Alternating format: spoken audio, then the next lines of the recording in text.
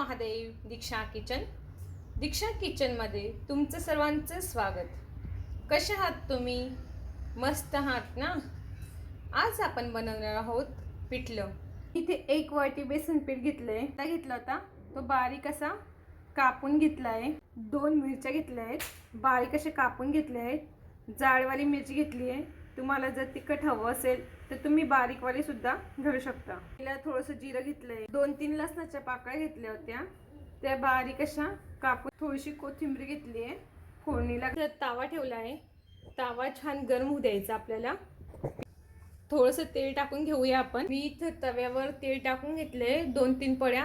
तेल छान गरम होऊ द्यायचंय. तेल छान गरम झालं, आपण लसूण घेतलाय, फोडणीला घालून घेऊया. लसूण छान कळकळीत होऊ द्यायचा. घेतलंय जिरं घालून घेऊया. जिरं पण छान होऊ द्यायचं. 1 हिरवी मिरची घेतली होती, बारीक अशी कापून घेतली आहे. छान परतून घ्यायची आहे. मिरची छान खरपूस तेलात फ्राय करून घ्यायची, म्हणजे पिठल्याला टेस्ट खूप छान येते. त्यातून थोडीशी कोथिंबीर घालते फोडणीसाठी. मिरच्या छान झाल्या, आपण कापून घेतलेला कांदा ॲड करून घेऊया. कांदा पण छान परतून घ्यायचा आहे. कांदा पण आपण छान परतून घ्यायचा. कांदा छान परतून घेतला. आपण बेसन पीठ घालूया. बेसन पीठ छान परतून घ्यायचं. कांद्यामध्ये खरपूस भाजलं ना, मग पिठल्याला टेस्ट खूप छान येते आणि सुगंध पण खूप छान येतो. अशी हळद घालते. त्यानुसार मीठ ॲड करून घेऊया. छान परतून घ्यायचं आहे. हे बघा, छान लालसर कलर झाला आपल्या पिठल्याचा. भाजून छान घेतलं आपण, ब्राऊन करून घेतलं. बारीक करायचा. 1 ग्लासभर पाणी घेतलं आहे, ते ॲड करून घेऊया. पाणी टाकून पिठलं छान हलवून घ्यायचं आहे.